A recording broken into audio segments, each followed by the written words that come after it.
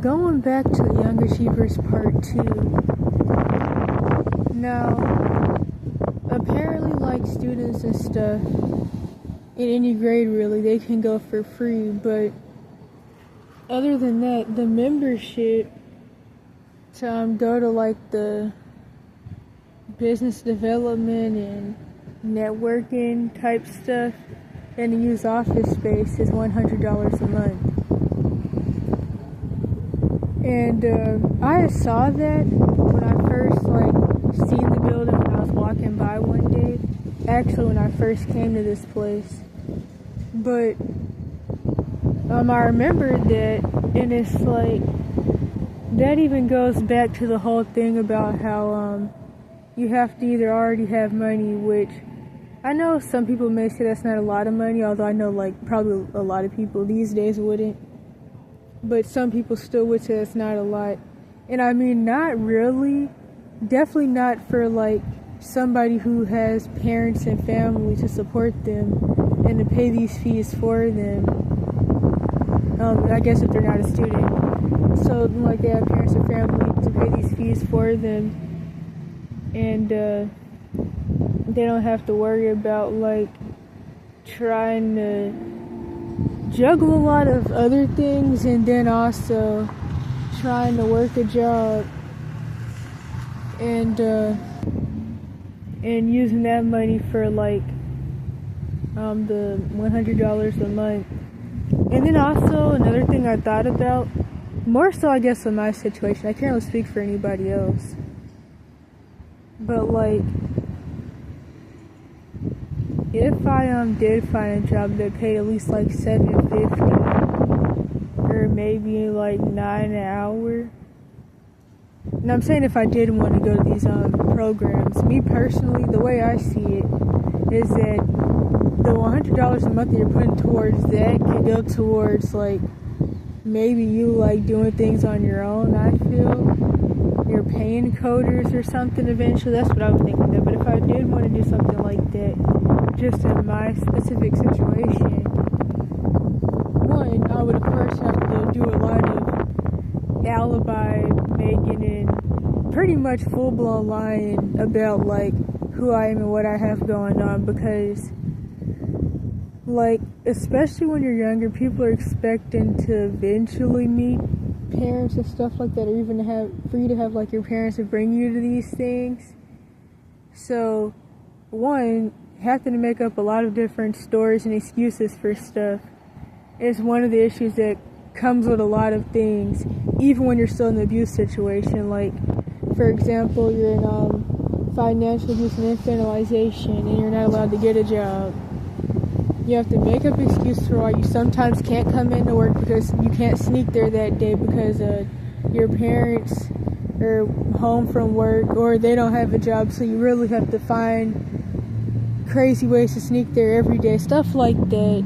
Or you're at school and nobody came to pick you up that day after the field trip, whatever in the world. You have to make up an excuse for why nobody's there to pick you up, and things like that can cause a lot of issues. Not because worrying about someone telling someone something. There's really nothing for anybody to tell anyone because nobody's about to do jack, and it's what would they even do?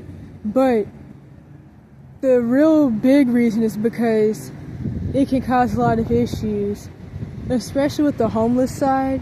People, being homeless or just living in certain areas, people, especially in more so these types of business, rich people type spaces, they're going to start to treat you funny if they realize you're in certain situations. You may not even be allowed back after that. And it will also put a target on your back for all types of overt racism, as well as sexual predatory behavior, which I talk about all the time. And I just talk about paraphilias in general all the time.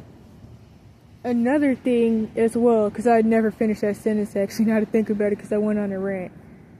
$7.50 at least an hour, or maybe even $9 or whatever. The issue with that is that I would have to be at work every day, all day, and I wouldn't even have time to go to the place. So, like, that's another thing. And I still will, like, really go back to the point that I really think about. I understand why people would want to, like, work with these companies, because it could also be good for, like, a resume and a LinkedIn, and it's extra help and support. Even if you already have a family that, like, pays all your expenses, like all the kids at the tech pitch mentioned, still, like, winning, like, a pitch, I mean, that's extra money for your business. Going to these programs, extra support, and you get to use, like, their office space, and they have people you can network with, and different things like that. Then I'm sure it's easier to get into that than, like, it is to get into the unicorn pitch or something, which has another event coming up soon in Silicon Valley. They also have global events as well. But anywho, it's like, the way I would think about it, especially as somebody, like, in the situations that I'm typically in, and, like, with the expenses, I would feel like $100 a month could just go to, like, paying people on, I don't know, Fiverr or Reddit or something to help. Although I understand the risk and possible scams that could come with that, especially with the Reddit thing. Not that I wouldn't do the Reddit thing, but that's just an example. But I wouldn't really do that for a lot of reasons. But either way, it's like, it goes back to that thing that people say you have to have money to make money. And it also goes back to the thing I said in the part 2, which is that all those people are already rich, aside from the supportive family system thing. And then another thing I said in the part 2, the thing with these, like, pitch things is that, I mean, sure, there's the business mentorship thing, but, like, with the pitches, they're expecting you to already have a business. As I said, these people had their businesses since they were 5, 8, 10 years old and stuff. Most of them. Not all of them, but most of them. So it's like, I don't really know what to say about it. You can't really go somewhere with an unfinished product looking for help. That's really how you get robbed, to be honest. That's how you get that's how you get your patents stolen, and everyone already knows the patent system was made for stealing and white supremacy and different things like that. Millions of people have been robbed and even unalived over stuff with the patent system and just their inventions. And then also, like, going into these types of environments with a lot of, like, sketchy con artists, philanthropists, what else? Especially with the Silicon Valley and the Cali stuff with, what's the other place? Palo Alto, where those Mark Zuckerberg, Serpent Seed type people come from. All those people are thieves, and, like, going into those types of environments, especially with no support, if you can even make it in there with no support, you're gonna get very much robbed and taken advantage of, and a lot of bad things can happen behind that. And I'm not trying to be negative about it. I know people are gonna feel like that anyways, but it's kind of like, it's just like a lot of it points back to, like, it just makes more sense to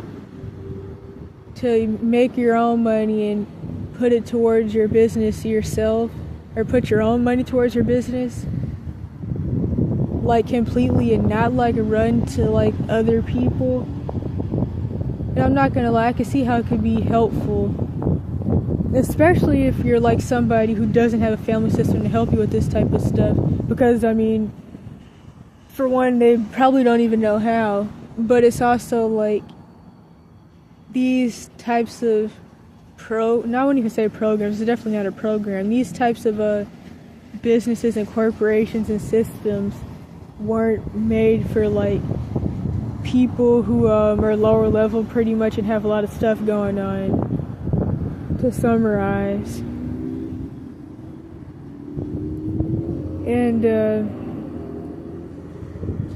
I could just see how like it could cause more issues, but also how like a lot of these things aren't possible. People talk about like how you have to jump through hoops, quote unquote, for like different businesses and corporations throughout the systems, and even like the whole corporation of America, but realistically you can't always jump through the hoop anyway. Sometimes there is no hoop, sometimes you can't jump, sometimes you hit your head on the top, and it's like, I don't really know how else to explain it. I just kind of feel like I could see why people do it, but then I also really can't. But I do get the point of going to people like this, even if you're rich, because you just don't know a lot about business.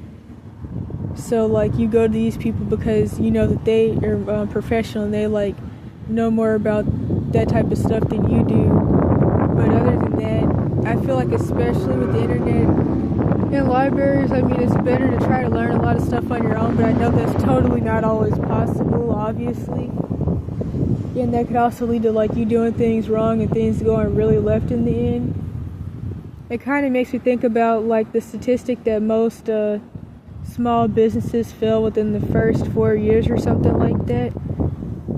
And I wonder like the different things that revolve around them. Not I wonder, I can think of a couple: advertisement, marketing, the environment that they live in, where the business is at, people being funny and fake and trifling, saying they're going to support but they don't. But also I think about not really knowing how to like manage a business. Like I can think about like the Minecraft dude and different people like that weren't expecting to become rich, supposedly, and didn't want fame and weren't prepared for it, and how it just completely screwed up their mental health, even to the point where people end up going bankrupt, they start losing it, things go downhill, they unalive themselves, they become depressed if they weren't already, they have to sell the business and go into retirement early, things like that.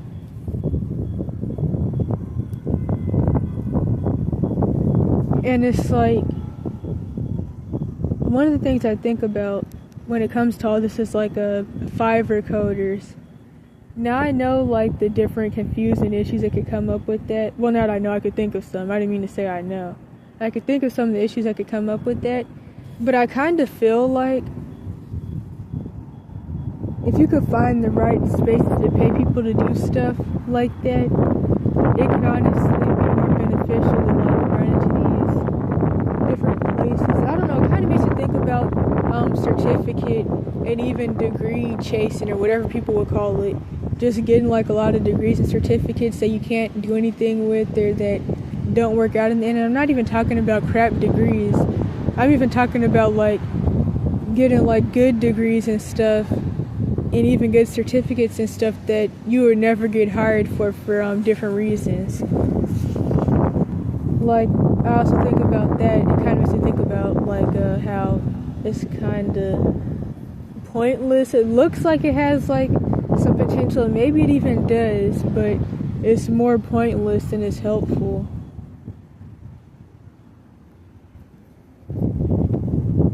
But the thing with me isn't even about wanting to be in the Matrix, it's about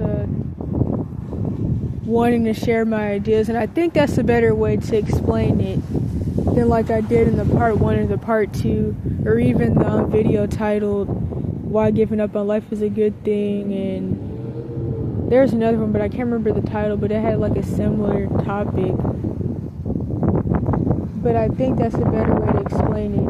I don't want to be in the Matrix, but I have always wanted to share my ideas, and I did have deadlines to do it that I've completely missed, because like I said in the part 2 and part 1, I wanted to do these things before I even reached double digits, but that was really screwed up for me, so, and now it's kind of like whatever. But of course it's better to like do things when you can than not do them at all, because then that leads to more regret. But it's still kind of like thinking about how to actually do certain things, and oftentimes things are more easy than people try to make it seem, because a lot of things are also gate-kept.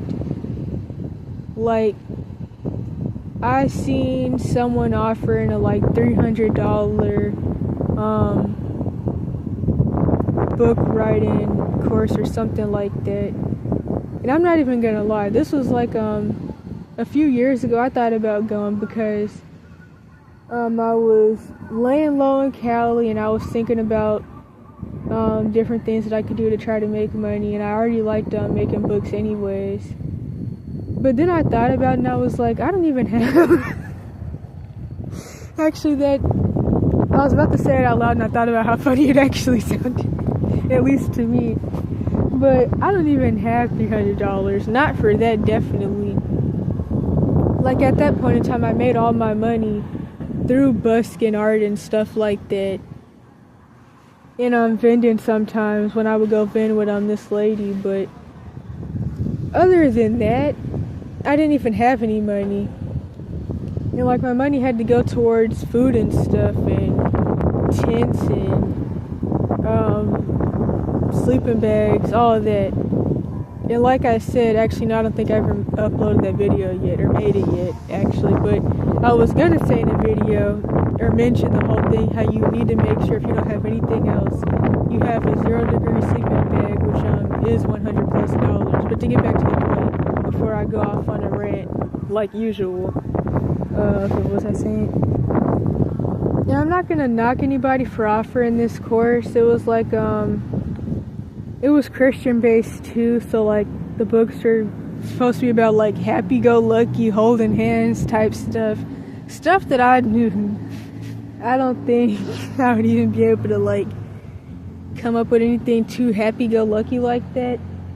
But I'm not saying it'll be terrible, but I just couldn't do all that like rainbow, Hello Kitty, kisses, butterflies, walking on the beach holding hands type stuff. Like, I have, well, let me not go there. To get back to the point again. A lot of things like that aren't beneficial, which I could even go into a whole nother rant about.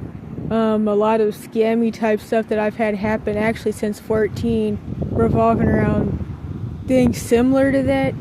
Now, I did go to the information session for this children's book or whatever in the world thing, can't really remember, but it was children's book something like coloring books, I don't know. I went to the information session, which cost about $1 or $2, and people were getting put into different rooms. Over 100 people were there, and I didn't have the money even at this point in time for the information session. And I was like asking around like to my case manager, because at that point in time I went to the youth resource center, because America doesn't have a lot of those, but there was some in Cali. And I went to one, and the case manager told me that she really didn't think I should do it, and that I could honestly probably find something like that for free somewhere. And it even kind of reminds me of like a similar thing with like somebody actually offered me like free mentorship because of different things with my situation, and also me being younger, because like a lot of the people that people mentor in these types of programs are like people as old as him, because this dude is I think he's 50 something. And then I'm not gonna lie, it's kind of like after that he kind of stopped responding. He is really busy, and it's like I already have a lot of trauma around stuff like that, but I don't want to accuse anybody of anything and say that like he ghosted me, but like I don't know, it's just really interesting. But typically like stuff like that is like hundreds of dollars, but I was offered it for free, and I didn't ask for it either. I actually didn't even know that that person did that. But I don't know, I've just gotten to a lot of like scammy type stuff, and for some things I did lose a lot of money. Some things were luckily free, but it still was like a waste of time and a lot of weird stuff, and even ran into like some people that were actually witches behind a lot of things like that. And that was like a big issue since 14, even up until somewhere recently. and that was like side stuff. But like when it comes to like in-person real life, like even with the homeless community that's like ran by religious organizations, and there's a lot of like, I mean, wait a minute, what did I say? With the homeless resource centers, those are ran by religious organizations, and they're all under the Catholic Church. And like I've run into like a lot of sexual predatory stuff and all types of trauma this and scammy, then the usual being treated like crap. And it's kind of like all of it is really similar, and it just makes me think more about something I learned years ago. You have to save yourself. It all goes back to the fact that you really can't run to people for stuff. And honestly, for all the things that I just mentioned, or most of them, I wasn't running to people. People were like running to me, or I just had to come across these certain people because of like environments I was in and things like that. But it's all a lot of predatory stuff. It's just like being told you have to give people stuff you already don't have to get the thing you already don't have, or to do something you want to do. Like if you give me this amount of money, I'll help you do that, even though you already don't have that amount of money. That's part of why you're trying to do what you're trying to do, sometimes for some people. But like I said, I want to share my ideas with people. But it's also really scary because it's like something I've always worried about, like even with like songs and stuff, is like getting robbed. And so far it hasn't happened. Although I will say, like, most of the ideas are, they're kind of like, there are ideas plenty of other people have had. There definitely are some twists to it. But it's also like, I mean, I've even met plenty of people in, the Hollywood film industry, other side people, my quote-unquote mom and quote-unquote dad, other people that have been, like, robbed of business ideas and restaurant ideas, movie ideas stolen and patented, things like that. And it's actually really scary even going to people like this to mention anything, because it's like, when you do things like that, people that have more money than you, or people that have the money to do the things that you want to do, they get to it before you do. And I've even met people that do have a pretty good amount of money, because like, I mentioned, not the actual story in detail, but just like the Hollywood movie dude I met who's had like some ideas stolen. Although his weren't for movies, his idea was about he did tell me about some movie stuff, but more so the restaurant thing, because the restaurant story is the one that I really remember. He had an idea about making a restaurant and something about, I can't remember what else it was. It was something about entertainment and sports, but I don't really remember. And a friend he had told it to, who had more money than him, opened up the restaurant. And then when he found out, he was like, hey, that was my idea, but it's too late at that point. And I'm not even gonna lie, stuff like that is like really scary, but it's why you can't tell people anything. It even makes me think back to like how someone was telling me that the people that I call let me help you lunatics are not only Jezebels, as I always mention, but they're also monitoring spirits. And I also talk about pretty often how like the demons and people tell them all your business, and I've noticed this a lot with like sexual predatory stuff, and also let me help you lunatics, which kind of goes hand in hand because all predatory people have the same tactics. And what was the other thing? I'm forgetting something. Oh yeah, just like with the abusive parents, like if you tell them any of your goals, or they see that you're like interested in something, they'll try to like crush your dreams and tell you about how you'll never be able to do this, and you're ugly, whatever in the world, you're not smart enough. Which actually makes me think about a thumbnail I came across the other day when I was going through my abuse evidence videos, to look for that one video that I used near the end of the part 1 to, what was it called? why mental illness isn't demonic video, the part 1. Near the end I have a clip of one of my abusers, and while looking for that I found a thumbnail about something I actually mentioned in my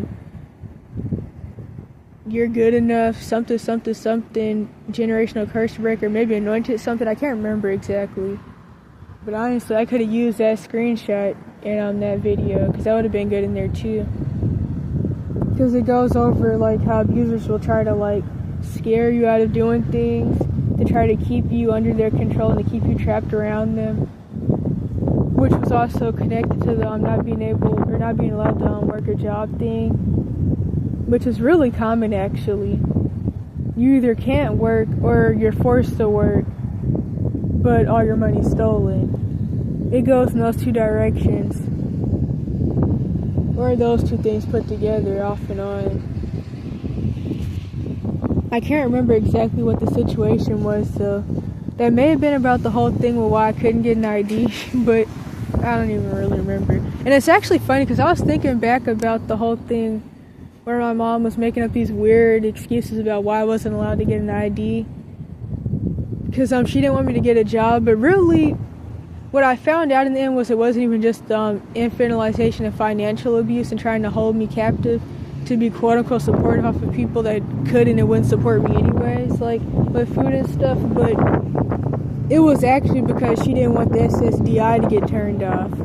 And I didn't really think about that because I forgot about it, but I often, sometimes I wouldn't even know she was getting it, but that's really what that was about. And then she didn't want me to get an ID, which was also about like just handicapping me, but I remember that like a few months ago when I got told that it's a federal crime to not have an ID and that I can go to jail for it, and of course I can get deported for it as well, or not even get deported, get kidnapped unalive for it, because they're not even really deporting people like they claim they are. And actually I started kidnapping homeless people and street kids before they started kidnapping anybody else. It's just going to continue to go from one thing to the next, which is why it's still like I don't want to straddle the fence, like I was saying. In fact, no, that was the other title of the video that had a similar topic to the why giving up on life is a good thing video. I made a video titled something, you can't straddle the fence, pick a side, sucker, and it's a quote from Mobb Deep from the song Twilight. And it's like I don't want to straddle the fence though. I do want to like share my ideas with people, but I don't want to be in society really at all. And you really can't straddle the fence. If you try to straddle the fence, you're going to be in constant danger and constant chaos, pretty much, to make a long story short. And I really don't want to like put up with the games and stuff anyways, but it's kind of like you don't really have an option. People think they can straddle the fence, but you really can't, and it's never going to work out in the end. That's pretty much the thing with that.